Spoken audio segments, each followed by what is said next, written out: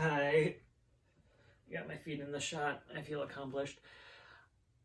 So, I've tried filming this one a couple times, and it actually works out with the theme of this video that I've had to do that because it's not my fault I had to film this video multiple times. It's what I've had to contend with living with multiple people in a house where the sound echoes, resonates, creaks, critters around, and I get distracted. The shot gets interrupted. The theme that I'd like to talk about today is the idea of personal responsibility theory. If you're not familiar with the genre of self-help literature like Brene Brown, the guy who wrote Make Your Bed, Tim Ferriss, so on and so forth, a genre that's very popular, very lucrative, and honestly very useful. It's not only a broad genre of literature, it is a genre that makes a lot of money because it suddenly produces entrepreneurs, it produces gurus, it produces people who know how to live life better than you because they've learned how to succeed at it. I'm not going to rank on self-help literature. I very much enjoy it. It's my young adult fiction novel where it's just the literature that I like to consume. I enjoy learning about how to improve my life. I put it into practice myself. I've started learning how to, incorporate ritual and routine into my life, probably because I finally have a stable environment. And the topic itself is not that self-help literature is bad and lying to you and it's trying to take advantage of vulnerable people, because it honestly doesn't. The self-help genre is nothing but useful. It is nothing but beneficial. It has done a lot of good for a lot of people and continues to do so. Not only the people who market the books and make a living off of doing so, but the people they market the books to. As much as you can argue and antagonize these people who make a living exploiting vulnerable people, you can just as much look to the good that they actually do. In fact, anti-racist literature, which I forget the guy's name. There are so many books that I've read, and I'm not really trying to be as specific and daunting on that kind of thing. I think the book How to Be Anti-Racist is a great example because at the end of the day, it is a self-help book. It is teaching and telling you how to be anti-racist. It is a book trying to earn a living helping other people. It is self-help. So looking to that genre as purely antagonistic, as capitalistic, not only does it a disservice, it sort of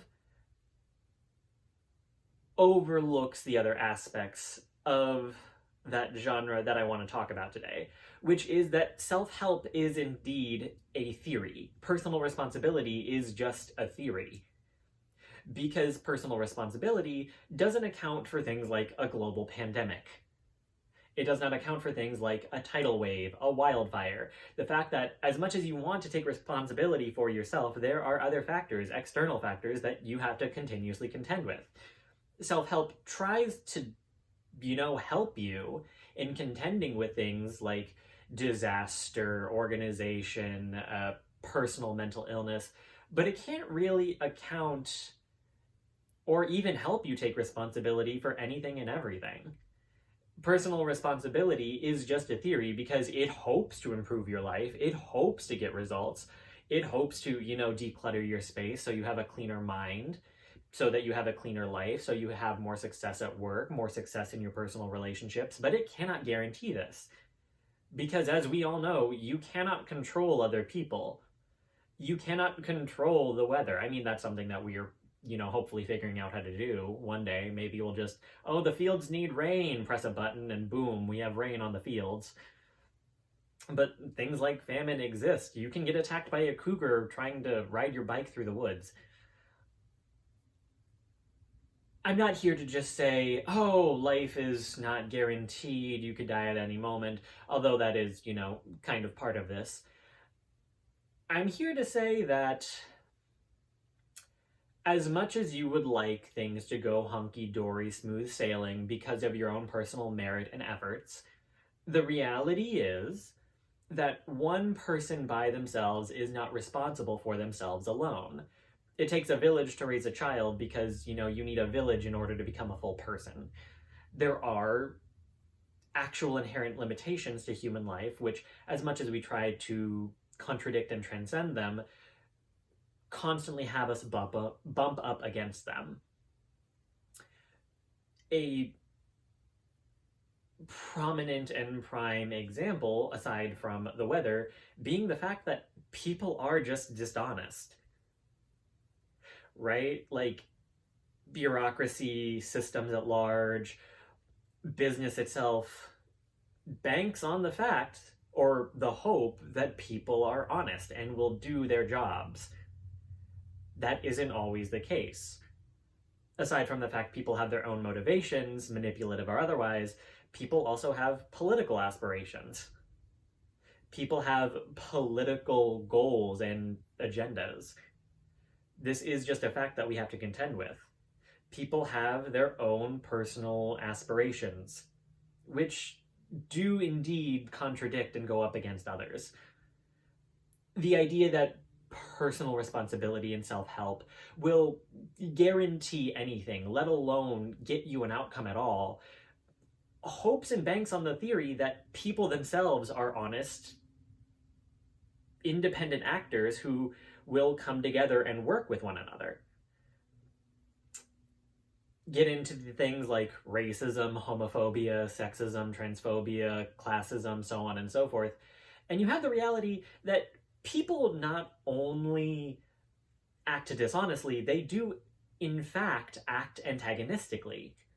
You could read all the self-help literature in the world, be honest, be vulnerable, be open to learning new things, put yourself out there, and aside from the fact global pandemics and wildfires might happen, destroying your house, killing your family, ruining your day, you have the reality that sometimes people will go out of their way to attack and antagonize, harm, disable, and kill you for arbitrary factors that were beyond your control when you were born with them. We live in a world of conflict, aggression, and antagonism. We live in a world of war and violence. And war and violence can sometimes be boiled down to the fact, I want something that the other person has and I don't want to deal with them anymore. People have political motivations. They have economic wants and needs. And sometimes the economic wants and needs are purely for hedonistic pleasure. Personal responsibility can boil down to the fact I have to deal with people who actively do want to go out of their way to ruin my life. Simple as that. People just like control over things. People like the comfort of the routine, the old, the average. It's easy to say, be the one to go against the status quo. It'll get you the most benefit and the most results. But it also can get you the most pushback. The reality is going against the status quo kind of means bringing on conflict. It means bringing on envy. It means bringing on haters. Taylor Swift, for all the success that she sees just as much hatred, vitriol, pushback. She actually sees people going out of their way to stalk, harm, manipulate, and, just antagonize her.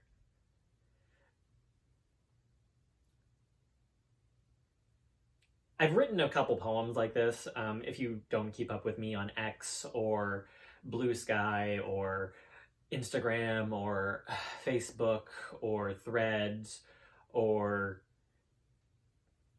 I have a lot of routes and opportunities for engagement. Just saying. The president does indeed get shot for being the president. Rich and wealthy people do get stalked, harassed, attacked, exposed to scams because they are indeed wealthy and successful. I think a thing that no one really wants to talk about is how being your most authentic self does expose you to the desires for other people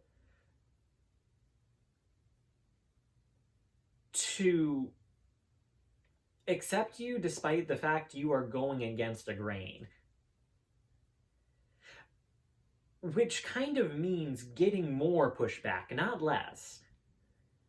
In Nihongo language and culture, there is a saying that the nail that sticks out gets hammered down, because it is an opportunity for other people to push back against something.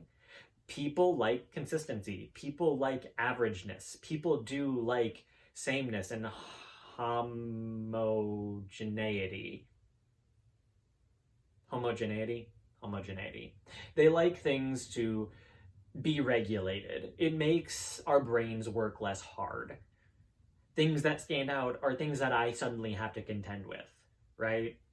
Things that stand out make new problems as well as new solutions, as well as just new things in general.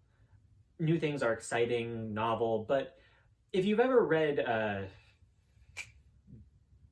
Derek Thompson's The Hitmakers, he said some of the things that are most successful aren't just new, but they play on familiar tropes, themes, and standards. The things that do well are things that are familiar enough, but different enough from what's been around. So personal responsibility theory kind of does just have to contend with what's there. Like it teaches you how to handle life. But again, the limitations. You have to contend with things. You cannot just do what you want. You cannot just be personally responsible for yourself.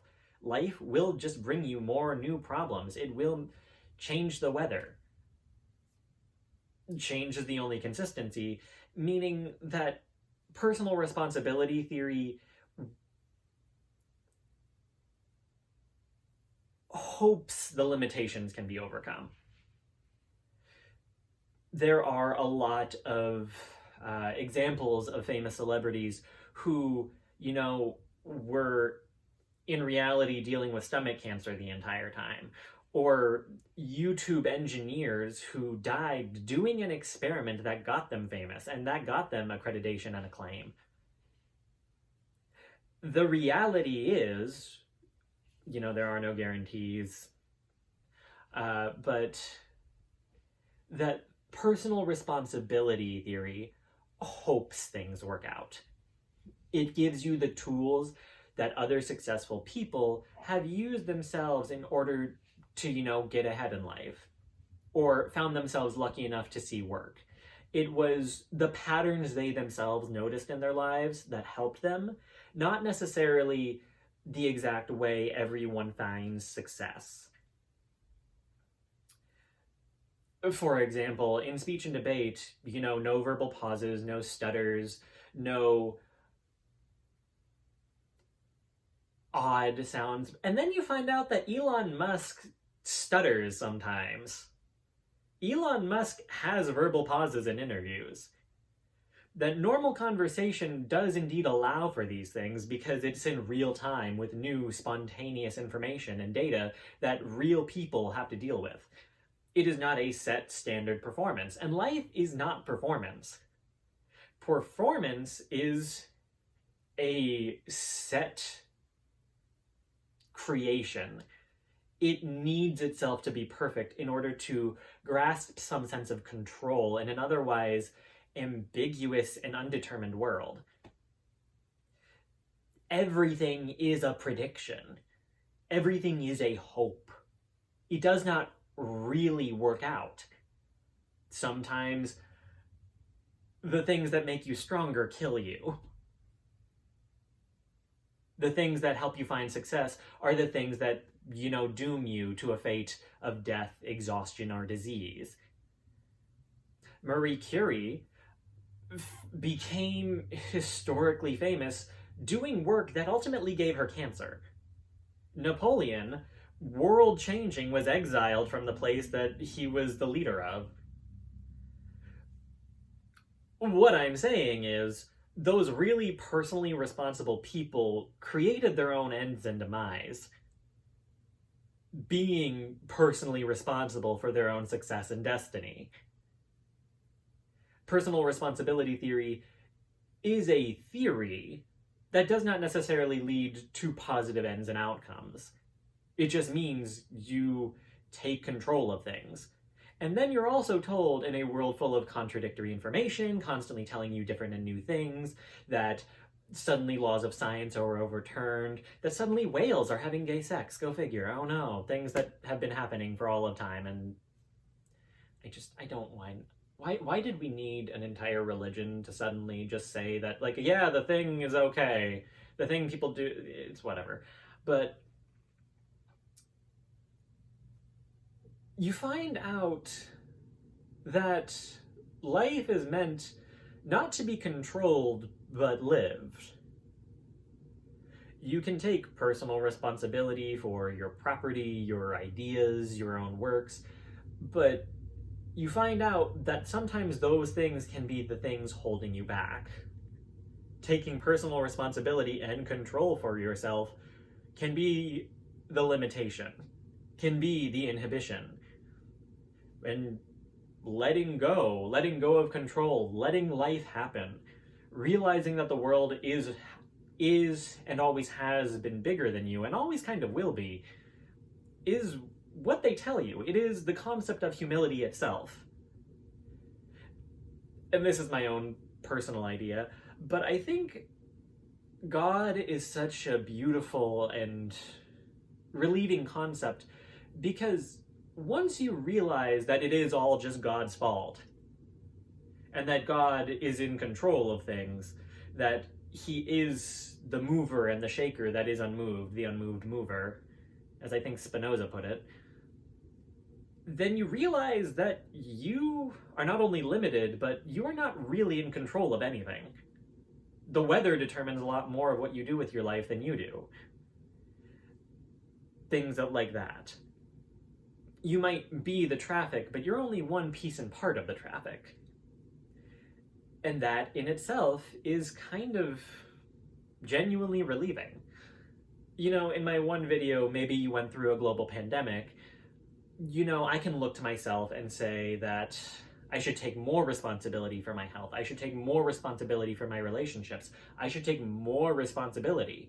But in the face of a world-altering event like a global pandemic, the point of that video was to say, you are indeed limited. You are indeed brushing up against events that have more control over everyone in the world than you could ever hope to have. The president determines more of what I do with my life than I do, right? Billionaires who have more control over the economy do more things that determine what I do with my life on a microcosmic level that I'm not even always aware of than I could ever hope to understand. And that's okay. I don't constantly have to fight for control over things. I don't always need to be in charge. And that's fine.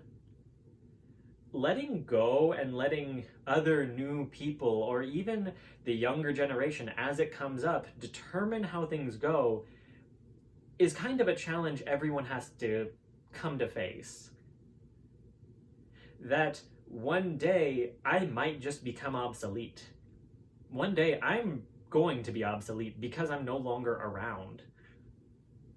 That as much as I wanted people in my life to be there for me, people are limited. Some people just can't be the people that I want them to be. And, you know, you can hope one day they might be there for you. One day they might be more than what they are. But there are 8 billion people in the world.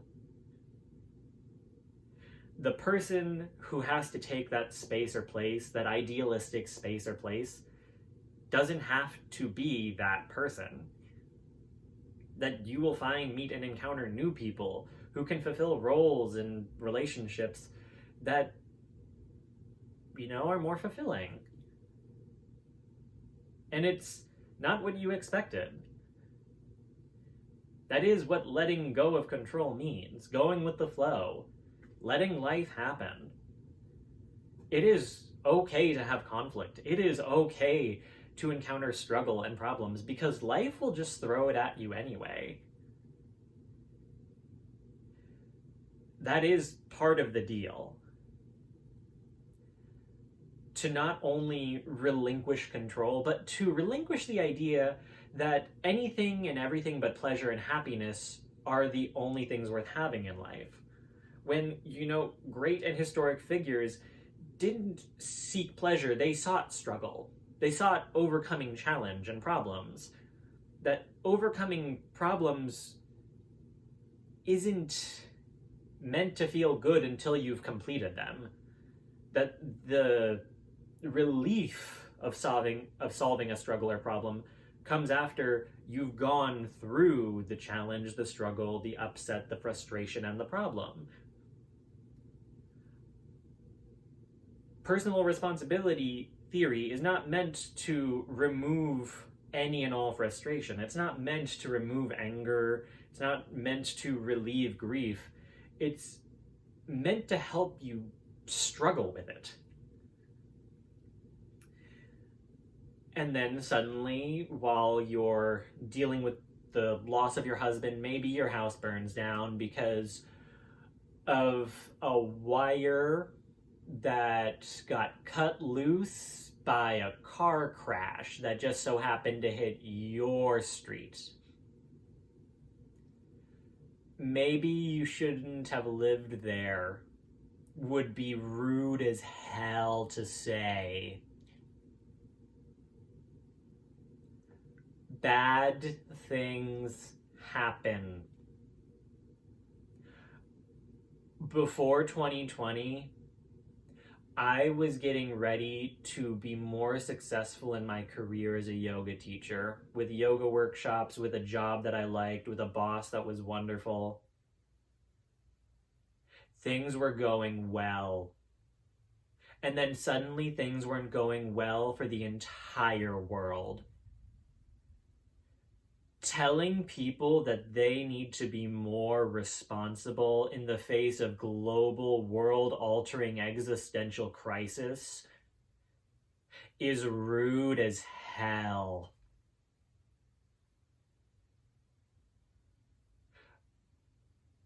Maybe life is just harder since a global pandemic. Maybe Job from the book of Job had his life ongoingly and continuously messed up by the devil. The devil that God created. The devil that God allowed to ruin Job's life for fun and amusement. Was Job in any way at fault? No. That's the point of the story. That sometimes God can ruin your life intentionally and antagonistically, just as he can bless it. That you are not in control, even if things are going well.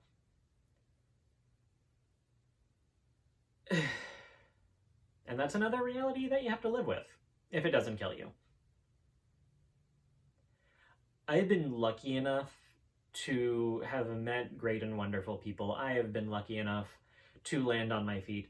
A lot of people have just died.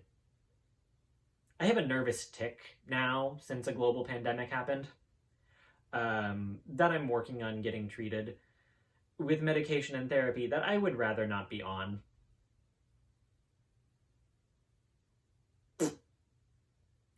Some people aren't alive anymore. Long COVID is a thing.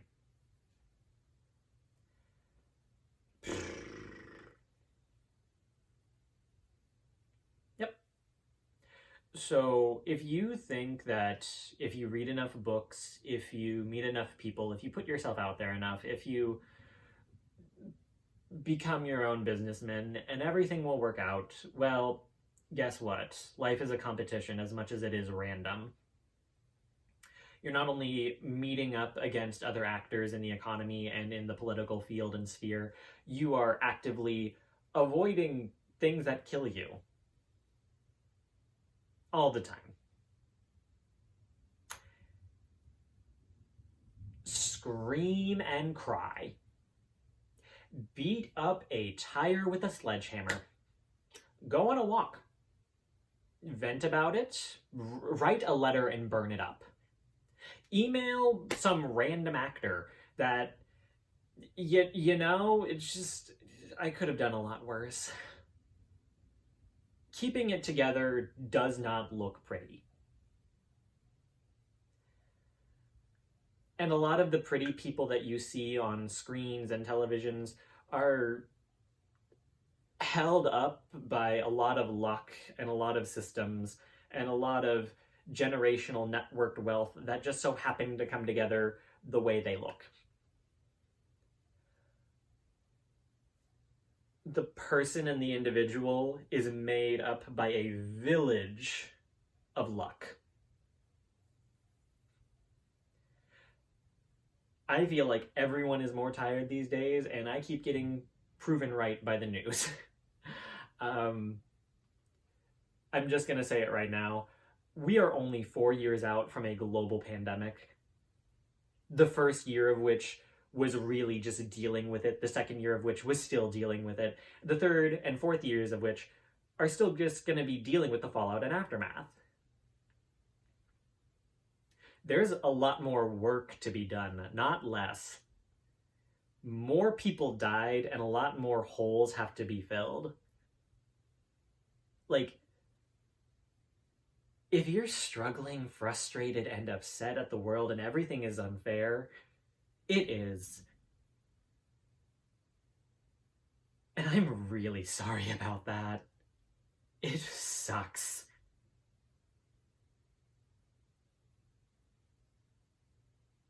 You are doing the best you can. And sometimes it just won't ever be enough. You don't always have to do the best. Sometimes you just have to get out of bed and do it. I got up. I swam this morning. I missed my morning meditation, which I'm just putting off until I can find a time to do it.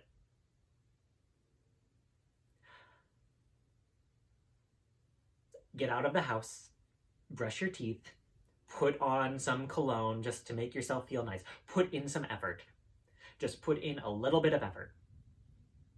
Do as much as you can, even if it is not pretty. Okay? Life moves on. And so can you. Okay. Have a good one.